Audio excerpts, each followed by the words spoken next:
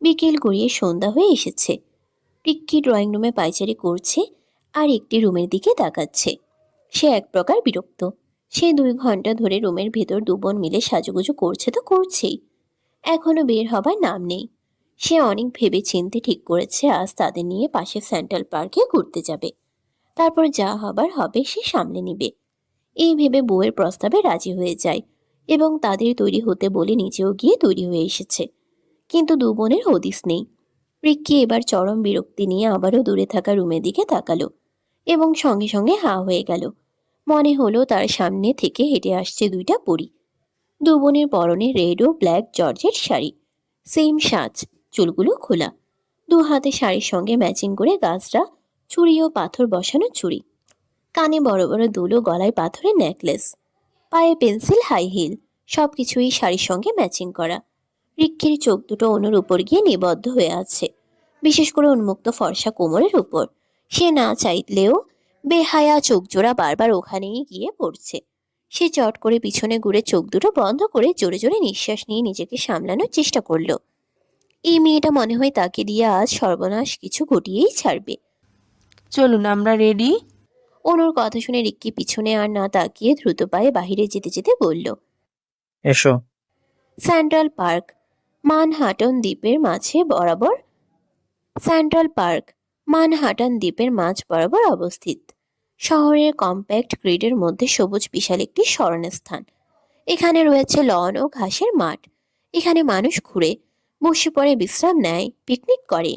বৃক্ষ, বনভূমি ও ঘন গাছের এলাকা, যেমন দা র্যাম্বল হাঁটার পথ আছে। প্রকৃতির মাঝে হারিয়ে যাওয়া অনুভব হয়। হ্রদ, পুকুর, নালা, ভবন, সেতু ও স্থাপত্য, যেমন ভ্যালভেডের ক্যাস্টেল, উচ্চায়ন থেকে দৃশ্য দেখার জন্য ইত্যাদি। শিশুদের পার্ক, চিড়িয়াখানা, খেলার মাঠ।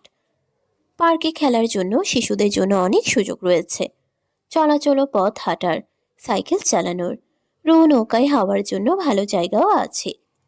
এখানে এসে মনে হবে হঠাৎই শহরের রোঙা রাস্তা, গাড়ি, অটোবিহীন বিশ্রামকারী এক শান্ত সবুজ জগতে এসে পড়েছেন।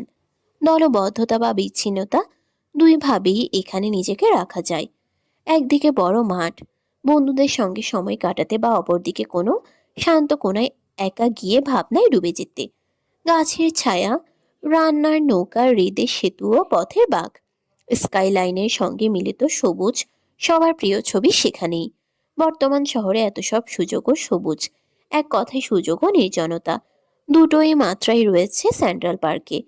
অরি, অনু ও রিক্কি কার থেকে নেমে পার্কের ভেতরে প্রবেশ করে। দুবনে আজ কিছুটা আনন্দিত হয়ে আছে, সবকিছু ঘুরে ঘুরে দেখছে। রাতের বেলা সবুজ রাঙা পার্কটি অসম্ভব রকমের সুন্দর লাগছে। এখানে সব ধরনের মানুষদের দেখা যাচ্ছে। রিক্কি তাদের নিয়ে একটি ভ্যান্ডারে নিয়ে এলো।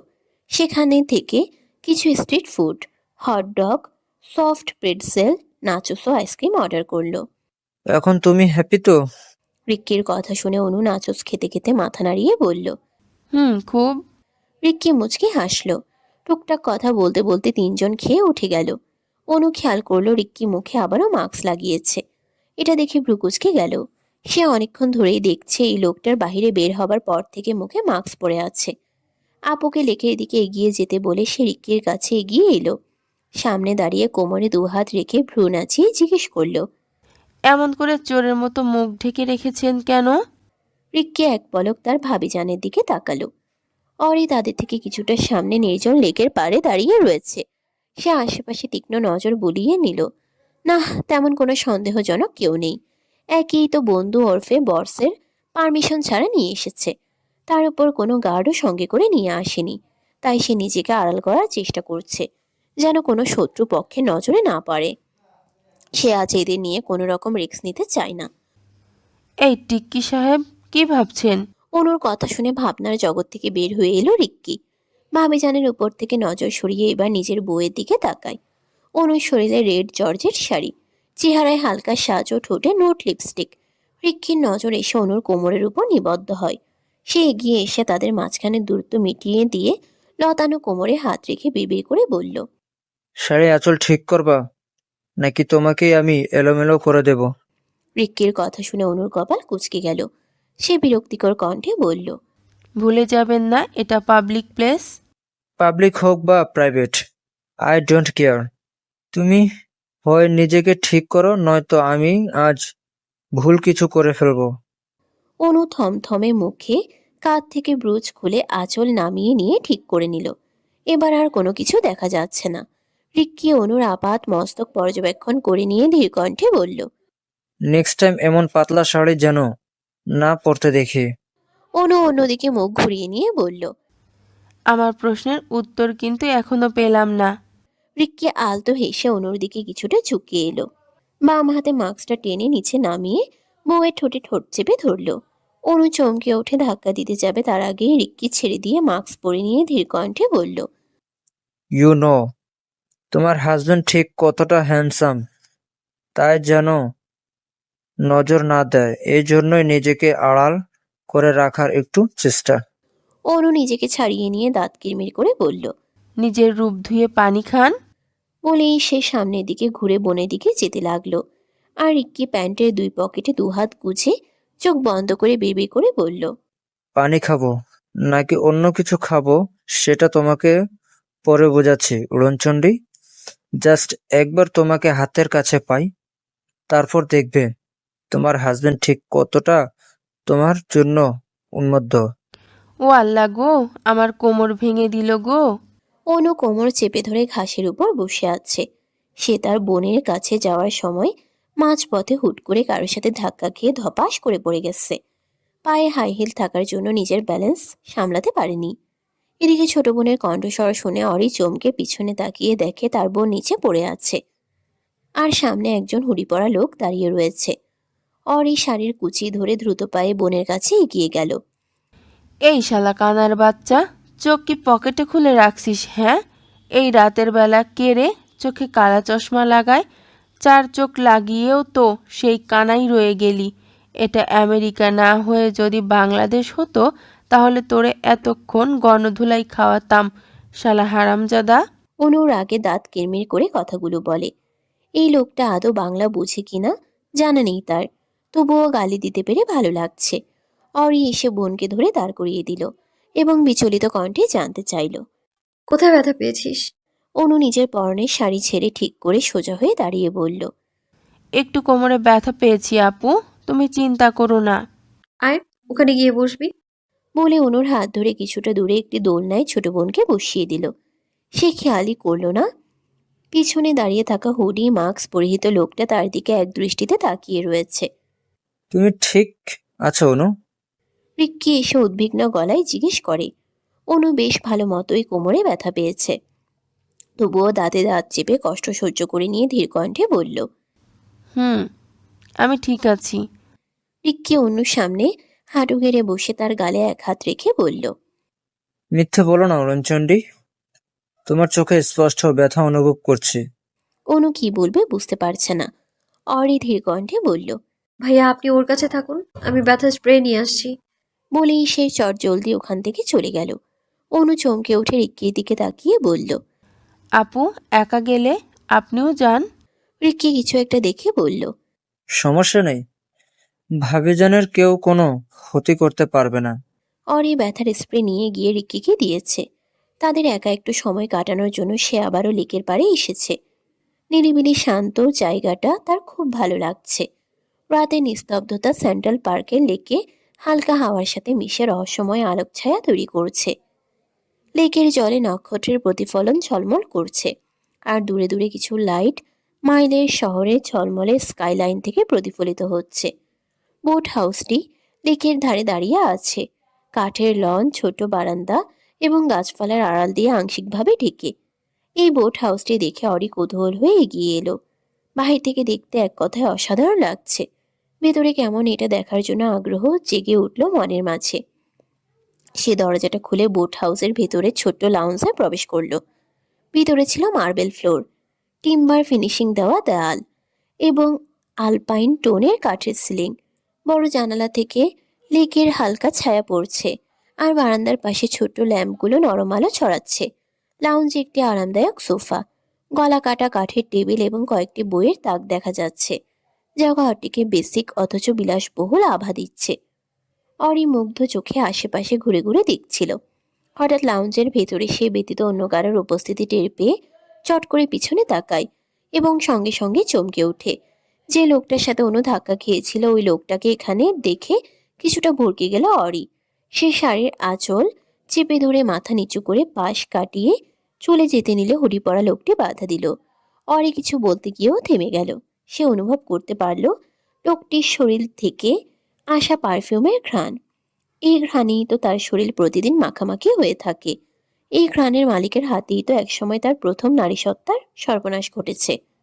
সে এই ঘ্রাণ কখনোই ভুলতে পারবে না, বরং আজও তার শরীর জুড়ে এই ঘ্রাণেরই অস্তিত্ব রয়েছে। অরি এসব ভাবতে ভাবতে টের পেল তার শাড়ির আঁচল ভেদ করে পেটের উপর পুরুষালী হাত বিচরণ করছে। সে শান্ত চোখে লোকটার দিকে তাকিয়ে বলল, আপনি এখানে কি করছেন? লিওয়ান এক ঝটকায় চোখের চশমা ও মাস্ক টেনে খুলে ফেলল। ঘোর লাগা চোখে অরির পা থেকে মাথা পর্যন্ত পর্যবেক্ষণ করে নিয়ে শুকনো ঢুক গিলল। এই মেয়েটা তাকে শান্তি মতো থাকতে দিবে না। সে জোরে জোরে নিঃশ্বাস নিয়ে ধীর কণ্ঠে জানতে চাইল, সেজেছিস কেন? ভাতার নেই আর শাড়িটারি পরে সেজেগুজে পথের বিবি হয়ে এখানে এসে ঘুরে বেড়াচ্ছিস? এই, কোন লাঙ্গে দেখানোর জন্য এত সেজেছিস? হ্যাঁ, অরি কপাল কুঁচকে একবার নিজের দিকে তাকায়। কই, সে তো বেশি সাজুগুজু করেনি। জাস্ট একটি জর্জেট কালো শাড়ি, দু হাতে চুড়ি, চোখে গাঢ় করে কাজল, ঠোঁটে হালকা নোট লিপস্টিক ও চেহারায় সানস্ক্রিন দিয়েছে। এসব দেখে অরি মুখ তুলে তাকাতেই তার ঠোঁটে লিপস্টিক রুমাল দিয়ে মুছে দিতে লাগলো লিওয়ান এবং বিড়বিড় করে বলল, এসব ভুলভাল কেমিক্যাল খেয়ে পেট খারাপ করার একটু ইচ্ছে নেই। অরি ঠোঁট জোড়ার সব লিপস্টিক মুছে দিয়ে দখলে নিয়ে নিল নিজের। হুট করে যে লিওয়ান এমন কিছু করবে সেটা বুঝতে পারেনি অরি। সে চোখ দুটো বড় বড় করে দু হাতে লিওয়ানের শক্ত বুকে ধাক্কা দিয়ে নিজের থেকে দূরে সরাতে চাইল, কিন্তু লিওয়ানের শক্তির সাথে পেরে উঠল না। প্রায় 5 মিনিট পর অরির কোমল ঠোঁট জোড়া ছেড়ে দিল।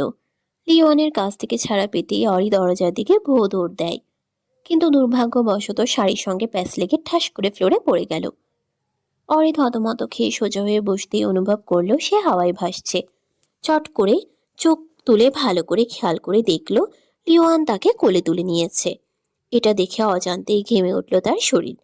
লিওয়ান অরিকে নিয়ে এসে সোফায় বসিয়ে দিল এবং সে পিছনে এসে বসলো।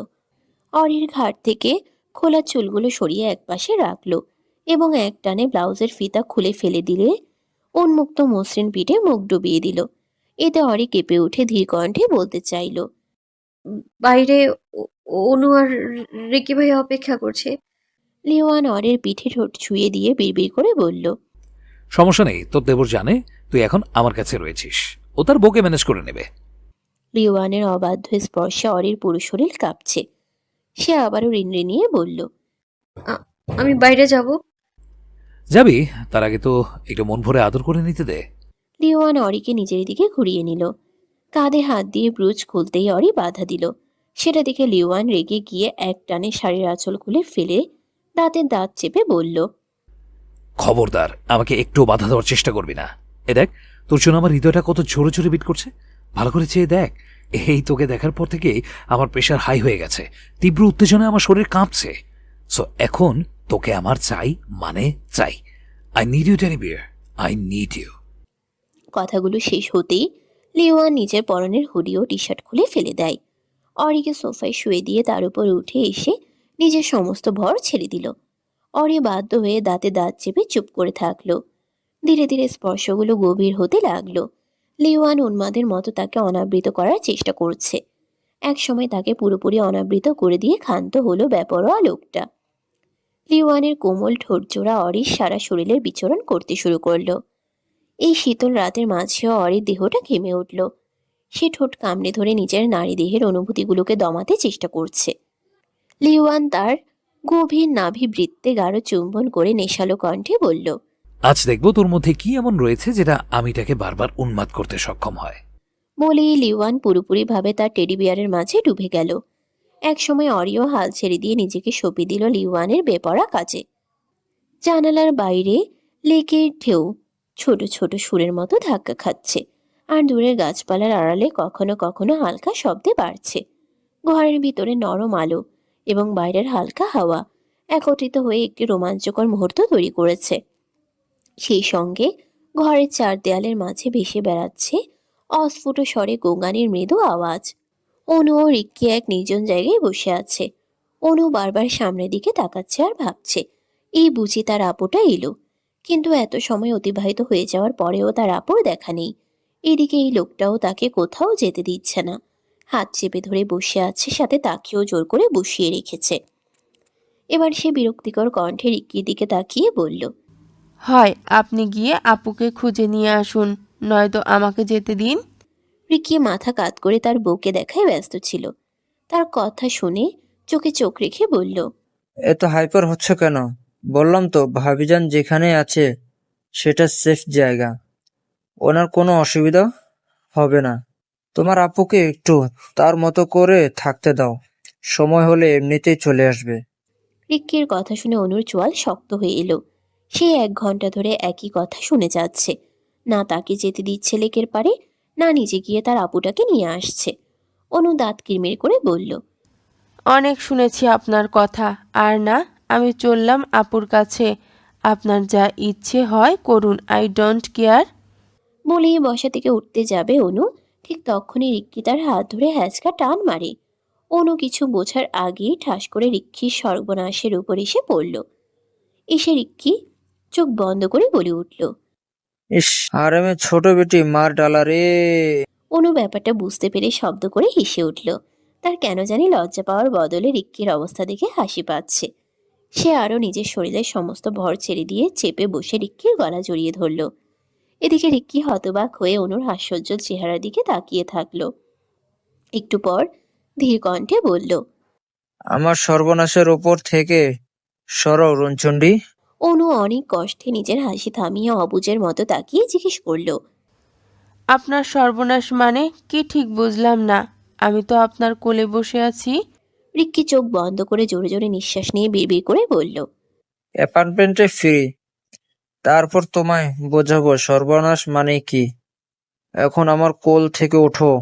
বারবার ফোন কল আসার জন্য বিরক্ত হয়ে নিচ থেকে ফোনটা তুলে নিজেকে স্বাভাবিক করে রিসিভ করে কানে গুছল লিওয়ান। অপর প্রান্ত থেকে কি বলল সেটা বোঝা গেল না। সে শুধু আসছি। বলে কলটা কেটে দিল।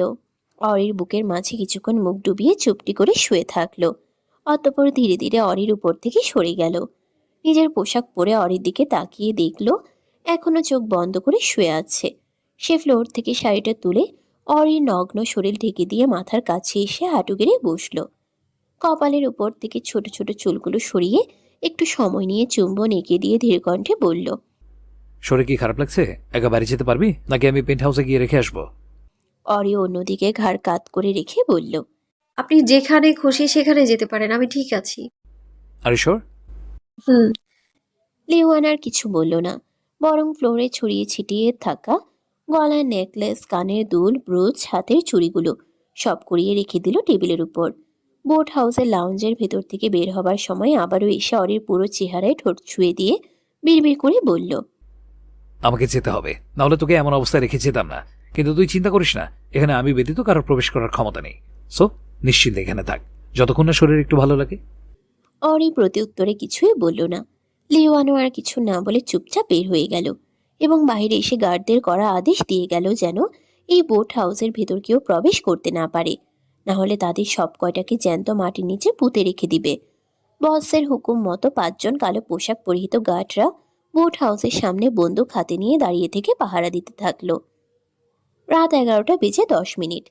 বড় বোনকে এখনো দেখতে না পেয়ে এবার অধৈর্য হয়ে উঠল অনু। সে এবার লোকের সে এবার লেকের দিকে এগিয়ে যেতেই দেখতে পেল তার আপু ধীর পায়ে এগিয়ে আসছে তাদের দিকেই। বোনকে দেখতে পেয়ে স্বস্তির নিঃশ্বাস ফেলল অনু। চটজলদি এগিয়ে গিয়ে জিজ্ঞেস করলো, এতক্ষণ কোথায় ছিলে আপু? জানো আমি কতটা টেনশন করছিলাম। ছোট বোনের কথা শুনে একটা দীর্ঘশ্বাস ফেলে বলল, লেকের কাছেই ছিলাম। তোরা কোথায় ছিলি? ওই বদলোকটা কই যেন নিয়ে গেছিল। আমি বারবার তোমার কাছে যেতে চাচ্ছিলাম, কিন্তু শয়তানটা কিছুতেই যেতে দিল না।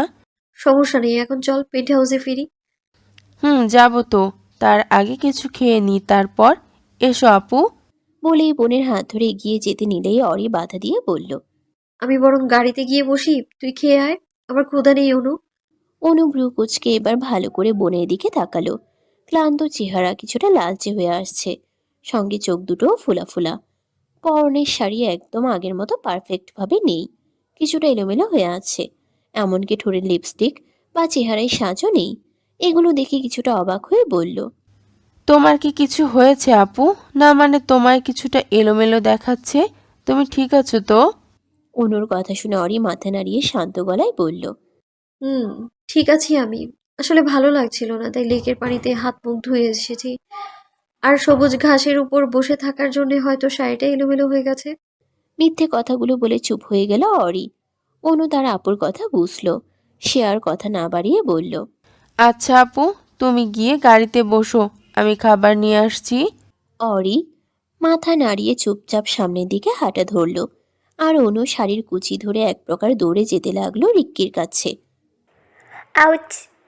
একটি বাচ্চা মেয়ে ব্যথায় আর্তনাদ করে উঠল।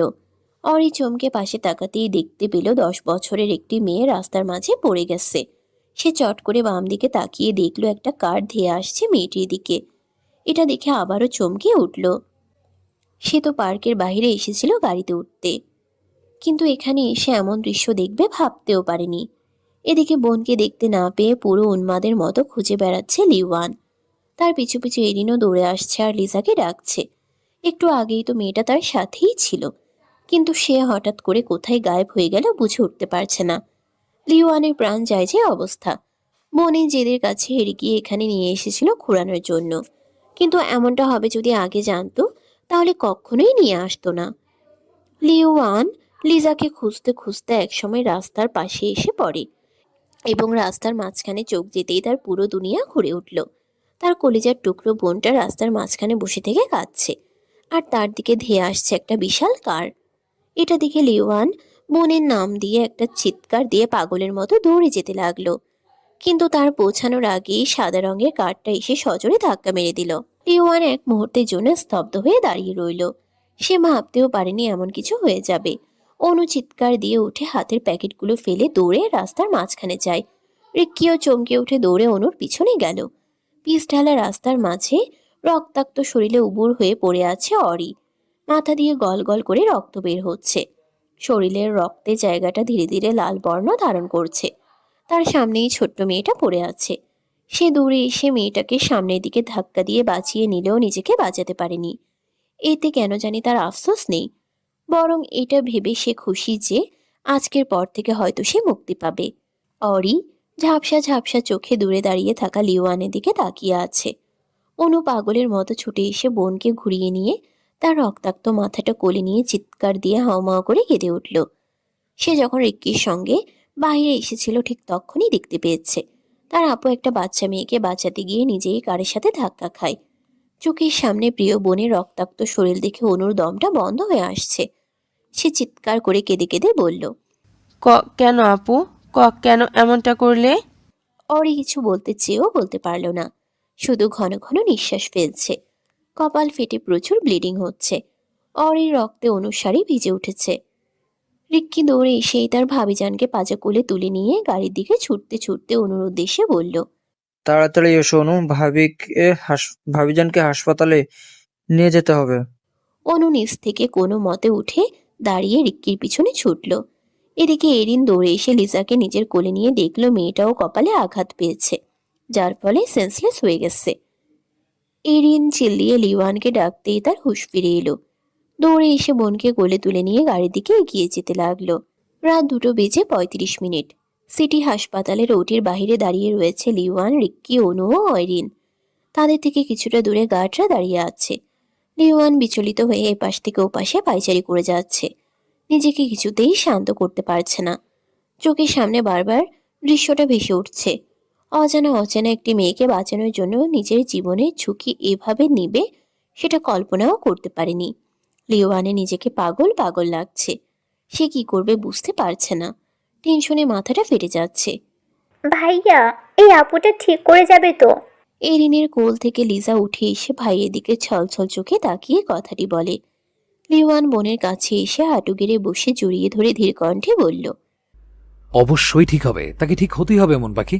ওকে ছাড়া যে তোর ভাই থাকতে পারবে না, কিছুতেই পারবে না। লিওয়ানের বলা কথা শুনে এরিন চমকে উঠল। সে এখানে আসার পর থেকেই খেয়াল করছে লিওয়ান ওই মেয়েটার জন্য ছটফট করছে। তার মন বারবার বলছে লিওয়ান হয়তো ওই মেয়েটিকে চেনে, কিন্তু পরিস্থিতির জন্য সে কিছু জিজ্ঞেস করতে পারছে না। এমনিতেই তার উপর রেগে আছে লিওয়ান।